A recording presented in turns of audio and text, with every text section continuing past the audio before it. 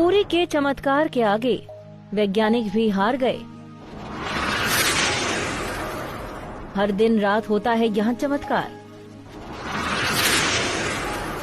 उल्टा लहराता है ध्वज, गुंबद की नहीं बनती छाया। कोई भी चमत्कार होता है तो उसको विज्ञान यानी साइंस की दृष्टि से जरूर देखा जाता है और ज्यादातर भगवान के आगे विज्ञान जीत जाता है। पर जगन्नाथपुरी मंदिर में ऐसा नहीं हुआ। यहाँ पर वैज्ञानिकों को घुटने टेकने पड़े और भगवान की शक्ति को मानना पड़ा। चलिए अब बताते हैं आखिर कौन से हैं वो चमत्कार। सबसे पहले बात करते हैं पूरी मंदिर के ऊपर लहराते ध्वज की।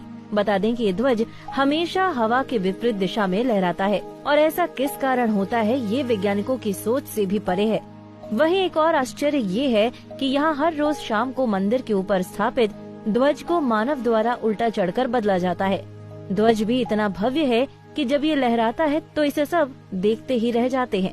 ध्वज पर शिव का चंद्र बना हुआ है। इसके अलावा आपको बता दें कि जगन्नाथपुरी दुनिया का सबसे भव्य और ऊंचा मंदिर है। ये मंदिर 4 लाख वर्ग फुट में क्षेत्र में फैला है और इसकी ऊंचाई लगभग 214 फुट है। मंदिर के पास खड़े रहकर इसका गुंबद देख पाना असंभव है। मुख्य गुंबद की छाया दिन के किसी भी समय अदृश्य ही रहती है। तो वहीं इस मंदिर में लगा सुदर्शन चक्र भी बहुत ही चमत्कारी है। मंदिर के शीर्ष पर लगे इस चक्र को आप किसी भी दिशा से देखेंगे आपको सीधा ही नजर आएगा। बता दें कि सुदर्शन चक्र को नील चक्र भी कहते हैं। यह अष्टधातु से निर्मित है और अति पावन और पवित्र माना जाता है। चक्र की तरह यहाँ की हवा प्रकृति से उलट चलती है। सामान्यतः देखा गया है कि सुबह के समय हवा समुद्र से जमीन की तरफ और शाम के समय इसके विपरीत, लेकिन पुरी में इसका उल्टा होता है। अधिकतर समुद्री तटों पर आमतौर पर हवा समुद्र से जमीन की ओर आती है, लेकिन यहाँ हवा जमीन से समुद्र की ओर जाती है। आपने हर मंदिर के ऊपर पक्षियों को उड़ते देखा होगा, लेकिन पूरी मंदिर में ऐसा नहीं होता क्योंकि यहाँ पर गुंबद के आसपास अब तक कोई पक्षी उड़ता हुआ नहीं देखा गया। इसके ऊपर से विमान नहीं उड़ाया जा सकता। इसी तरह कहा जाता है कि यहाँ पर प्रसाद चाहे हजारों भक्तों के लिए क्यों न बना हो, लेकिन यहाँ उसी खाने को लाखों लोग खा सकते हैं क्योंकि यहाँ पर कभी भी खाना खत्म नहीं होता। तो वही मंदिर में एक सिंह द्वार बना हुआ है, जिसके अंदर जैसे ही कदम रखते हैं वैसे ही बाहर समुद्र की ध्वनि सुनना बंद हो जाएगा। भगवान के इस चमत्कार को स्पष्ट रूप से अनुभव किया जा सकता है। इसी तरह मंदिर के बाहर स्वर्ग द्वार है, जहाँ पर मोक्ष प्राप्ति के लिए शव जलाए जाते हैं। लेकिन जब आप मंदिर से बाहर निकलेंगे सिर्फ तभी आपको लाशों के जलने की गंध महसूस होगी।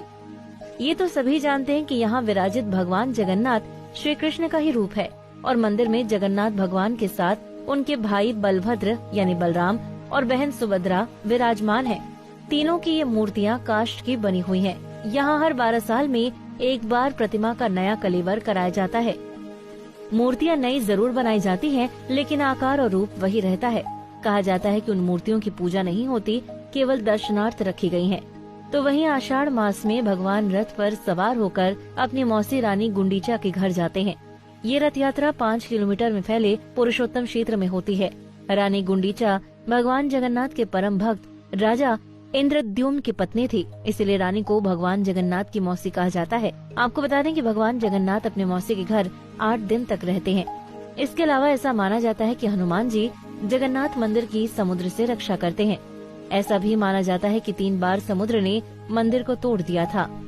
कहते हैं कि महाप्रभु जगन्नाथ ने वीर मारुति को यहाँ समुद्र को नियंत्रित करने हेतु नियुक्त किया था। तो कैसी लगी हमारी वीडियो कमेंट करके जरूर बताएं और अगर वीडियो पसंद आई हो तो लाइक और शेयर करना ना भूलें। साथ ही इसी तरह की जानकारी लेने के लिए जुड़े रहें कुंडली टीवी से।